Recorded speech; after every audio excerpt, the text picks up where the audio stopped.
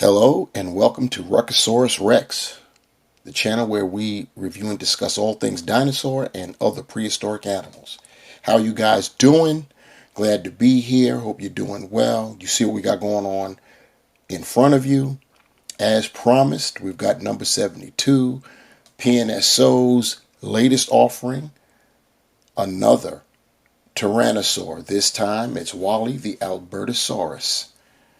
And what's nice is, as I received this the other day, it was announced that we were getting the rumored and worst kept secret from PNSO. We're getting a Gorgosaurus, and that will make it a quintuple offering by them. 5 straight Tyrannosaurs. That is just crazy. But I think that's cool. I anticipate that they're going to be done with their Tyrannosaur run, and they're going to get off on some herbivores. Or maybe they'll throw us off for a loop and go back to marine reptiles or something like that. I don't do marine reptiles because there is nice ways of how you can display them, but I don't feel like putting that kind of effort into that, so I don't normally get into them, even though there are many marine species that I'm interested in and like. I'll stick to the terrestrial animals. So, yeah, that's what it is. Anyhow, you see the packaging. You got Wally there in a very lively pose, a lively sprinting pose, and it's a very apropos, considering that Albertosaurs were for Tyrannosaurs, they were lightly built, and you could see how long the legs were, so you can tell that this was a chaser. This was definitely a chaser. I wouldn't be surprised if this would be considered the cheetah of the Tyrannosaur clan. Yeah, so it looks pretty good. Top of the packaging, you've got another shot of Wally, and on the flip side, you're going to get the same. We get the stands that come with all the bipedal animals, mostly theropods, of course.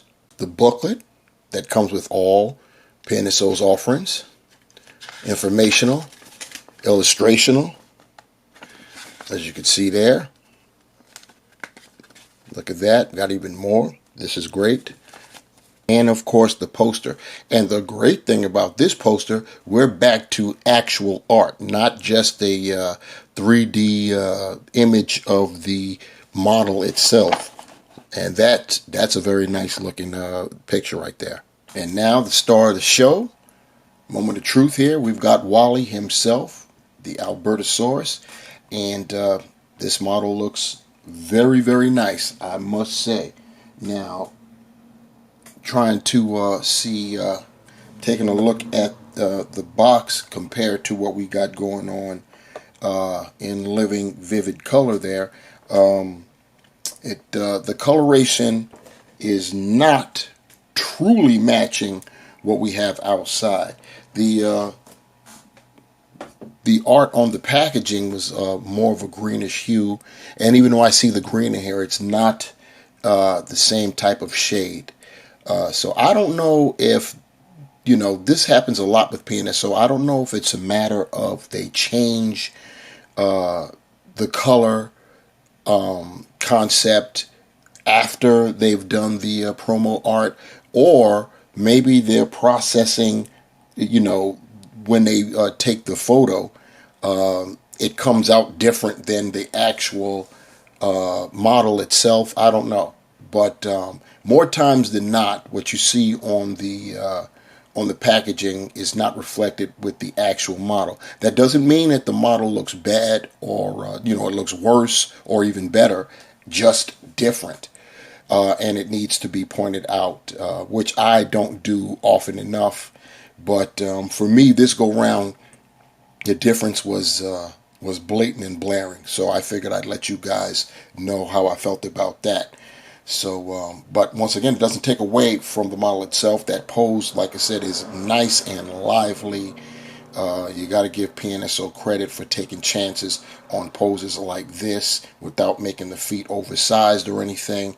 It looks very nice. I mean, this is, in my opinion, one of the best biped dinosaur poses PNSO has ever done. And beyond PNSO that I've ever seen from any model. Uh, this is very nice, very nice, and the fact that it's still standing, not tiltering, teetering, or whatever, is a compliment to PNSO getting the center of gravity correct. As always, we'll start at the head and work our way down, looking at Wally's skull there. It's you can definitely tell it's a Tyrannosaurid, and not a Tyrannosaurus. At the most, you may mistake it for a juvie at initial quick glance. You know, the snout is a little bit longer, not as stubby or broad as a full-grown Tyrannosaurus Rex, but this is a full-grown Albertosaurus, and they, like I said, they're more lightly built, and probably I would say that a subadult Tyrannosaurus Rex probably had similar body dimensions, the longer legs and whatnot. I would probably think that by the time it got up to around 30 feet, which is around what Albertosaurus got up to, the head started to broaden out, so to speak, and the legs probably started to catch up to the Tyrannosaurus Rex's body. But once again, enough about talking about the T-Rex. This is the Albertosaurus show, so let's get on with that. Turning it so we can look at the front there. You see the eyes. This is pretty nice straight ahead portrait right there. The eyes are they're painted like a gold with black pupils there, and then you've got the nostrils right there. The snout dark, that dark color right there. The base color for the animal is like a greenish tan, I guess. It's green for sure, but you got tan mixed in. In fact, it looks kind of like the green is overlaying the tan, and that's what's given that green a more brownish hue.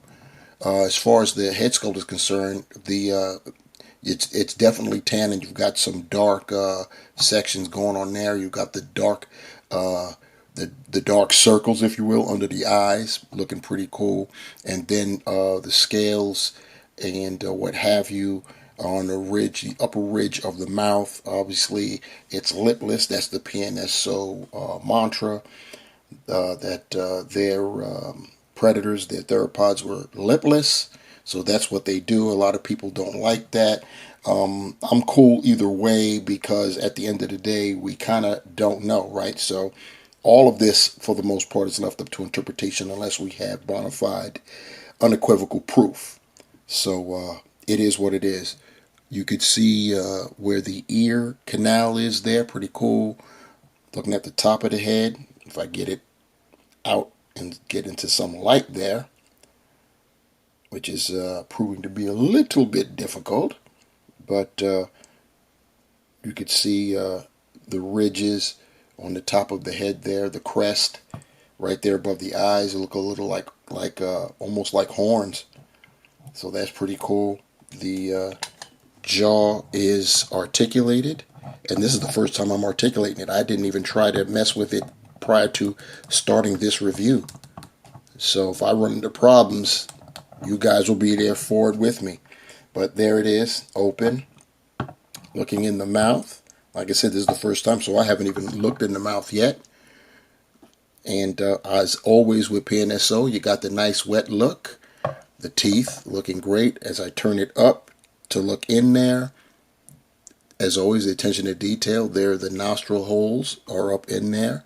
And the flaps of skin that connect the upper jaw to the lower jaw. Pretty cool. Going down the body, you've got that greenish hue with the striping going on, and that continues on. It's very consistent. Going down the body, the forelimbs, the typical Tyrannosaurus style forelimbs, small, not as small as a Tyrannosaurus by contrast, by proportion, but small nevertheless. Two-fingered claws, which is a Tyrannosaur trait for the most part. The fingers, the claws on the ends of the fingers, painted a black. And then you go down some more, and now we're at the hind limb, and you got more of that green going on, and you've got the striping and some darker spots that are brownish going down. The green lightens up in to a dark brown, and then it lightens up even more, kind of tannish, turning so you could see that foot that's off the ground, and you see PNSO once again, attention to detail, when a bipedal animal, in this case we're talking about theropods, lift their feet off the ground. The toes come together, as you can see right there, and it's kind of like a grayish color. We've got some light gray right there over the scoots, and the nails painted black, and that's the same thing on the right side. We'll see that when we get over there though. And now we're going down to the tail. That striping, it got light. It's no longer greenish. It's more tan with the dark striping all the way to the tip. And then when you get even closer, the tan turns almost. It turns a little bit darker. I don't know if the camera reflects that, but it gets a little bit darker, and a little bit browner, reddish brown, kind of sort of. Turning around, you see more of it. That looks real red when I get close up like there, and then you see it actually lightens up into that brown. On the underside, it's a darker wash there, and then we come back up and it definitely turns green, greenish right there. And looking at that right hind leg as it's planted in that position, because that left leg is off the ground, so that's how you're going to have that. And now you can see the scoots over there and the black toes, and then there's that other forelimb, and then of course the other side of the face there, looking pretty cool. Looking at the top, so you can see the dorsal action going on. It's dark right there at the center of the back, and then when it branches off into a kind of a darker green, and it just lightens up the further down the torso it goes. And then when you get to the underbelly, you see, as always, underbelly is lighter, and yeah, and there is a cloaca there. It's right there, as you could see, the slit, and you've got look at the throat going on right there. And you see the wrinkles there in the throat. Now that's some straight up attention to detail. Straight up attention to detail. So that's what's going on. Oh, there we go. Get him into some focus.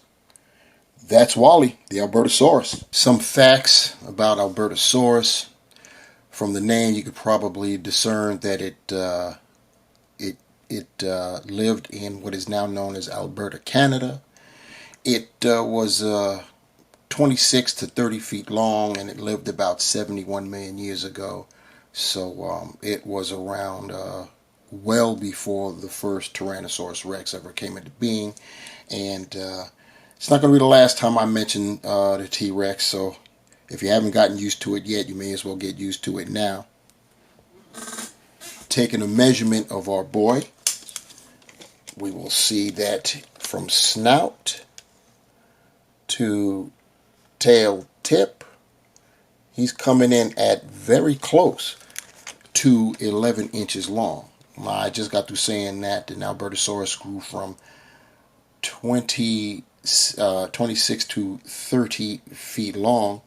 Doing the conversion calculations this being just under 11 inches long, that would make this representative of an animal that's over 31 feet long, over 31 and a half feet long.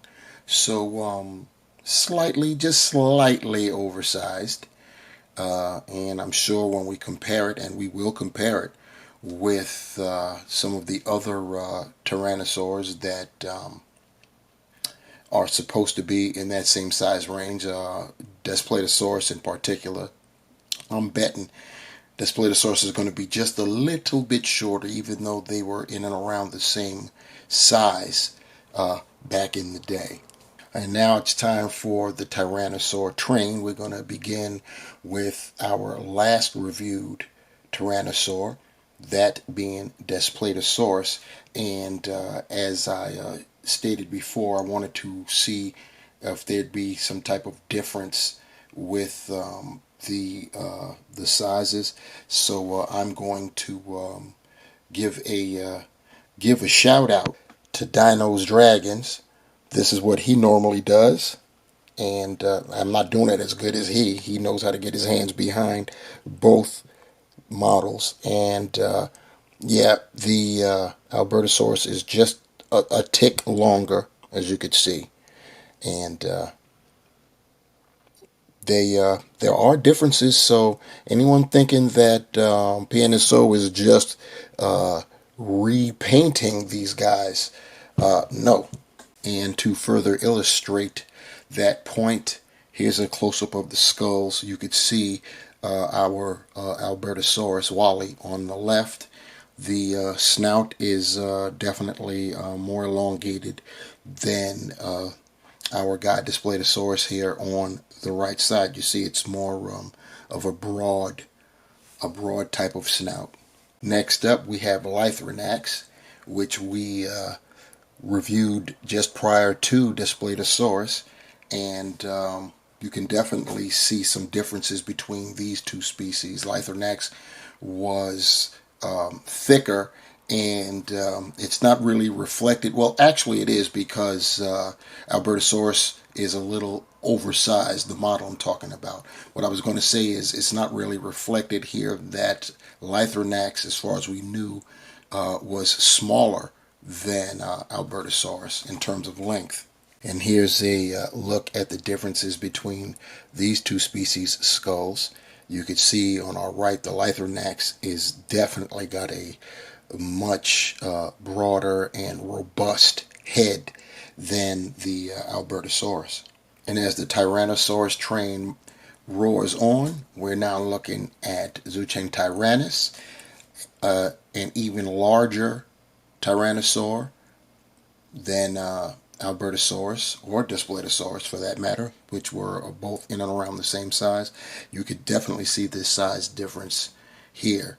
And it's crazy because Albertosaurs were up to 30 feet long, and then we're still getting bigger as Tyrannosaurs were not done growing. And here's a look at their skulls. Got the skull shot here going on.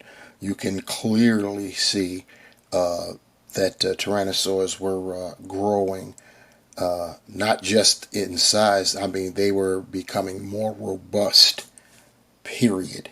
And last but never least, we've got the battle of the binocular vision going on right here. We've got Tyrannosaurus Rex itself. This is Cameron, the Tyrannosaurus Rex, the latest T-Rex offering by PNSO. They refined the scalation, changed the pose up, and it's a little bit longer than Wilson 2.0. But yeah, you can see, like I said, the binocular vision. A look at their respective skulls. You can see right there, night and day. And shout out once again to Dino's Dragons for this type of comparison. You can see the differences in sizes. Tyrannosaurus Rex was reported to grow up to, well, the skeleton known as Scotty is a few ticks under 43 feet long. Sue's about 42. The average is about 40. So we've got some specimens that are 39. Albertosaurus 26 to 30. So you can definitely see, and you see how lightly built Albertosaurus was compared to Tyrannosaurus Rex. And one more pose with jaws open, but we know that even though they never lived around the same time, that if they did, this right here wasn't going to happen. It would have been more like this if these two lived together. And I admit it, I did this just to have an excuse to show exactly how dynamic the Albertosaurus pose is with that running pose. I still think that I think it's great. And so my conclusions about the PNSO Wally, the Albertosaurus, is another Tyrannosaur, and I am not mad at him. I'm definitely here for it. We already knew what we were going to get. The rumors were out, worst kept secret in the dinosaur collecting community, and we're not done. We've got Gorgosaurus coming up next, and that's going to be a very interesting review too, because and I'll mention it again in that review. It's very curious that Albertosaurus, Daspletosaurus, and Gorgosaurus all lived. They all came into being from what we know at kind of sort of different times, but they all overlapped, and at some point they lived at the same time. And even curiouser is that at some point in time, the areas that they lived in overlapped. So it's very possible that they interacted with one another. So another thing that's curious about Albertosaurus, as far as we know, I've stated before, wherever there was a ceratopsian, there was a tyrannosaur. But apparently that didn't hold true for all species, because I tried to do some research to see if there were any so I could play the comparison game. But yeah, there's nothing in there that I could find showing that Albertosaurus was cooling with any ceratopsian. Unlike Gorgosaurus and Daspletosaurus, can definitely find evidence of ceratopsians existing with them. As far as hadrosaurs, hadrosaur that was in the same environment as Albertosaurus was Saurolophus. We don't have any models of that. I don't anyway. Not well. PNSO definitely doesn't have any, but I don't have any from any company at all. So I can't play that comparison game. As far as the model itself, the paint apps don't match what you have on the packaging, but that's okay. The paint apps are fine. I'm loving the striping. It's crazy. From this angle, you can see how the tail just straight up transitions to a lighter color from the rest of the body. Even more so from my vantage point, since I'm sitting above my camera, I can see it even more detailed than what's coming through the viewfinder. The pose is crazy dynamic. I'm loving this pose. It's probably my favorite theropod pose ever, and I am loving it. It's so dynamic. It's great. It's a Tyrannosaur. What more can I say? PNSO isn't done yet. We've got Gorgosaurus coming up next. Please like, share, and subscribe to this channel. Leave comments below. What do you think about this Albertosaurus? What do you think about PNSO just laying it on thick with the Tyrannosaurus, and even thicker with the theropods? Because if you have been following, you recall just before we went on the Tyrannosaur train, we were Carcharodontosaurus out for real. Maposaurus. We had the Meraxus gigas. It was just crazy. The Giganotosaurus itself. Yeah. So what's coming up next after Gorgosaurus? I really think we're going to either change directions and go herbivore, or go straight shifting crazy and go back to marine animals for a minute or two. I don't know if we're going to be continuing on with the entire groupings. I think it's cool if we do that. If we do entire groupings, like if we do Hadrosaurs next, maybe we'll get that Saurolophus. You know what I'm saying? Maybe we'll get some, other Hadrosaurs, and Yeah, I'm here for it. So let's hope that something like that happens. Anyway, thanks, guys. That'll do it this go round. Thanks for hanging out, and I'll see you next time. Peace.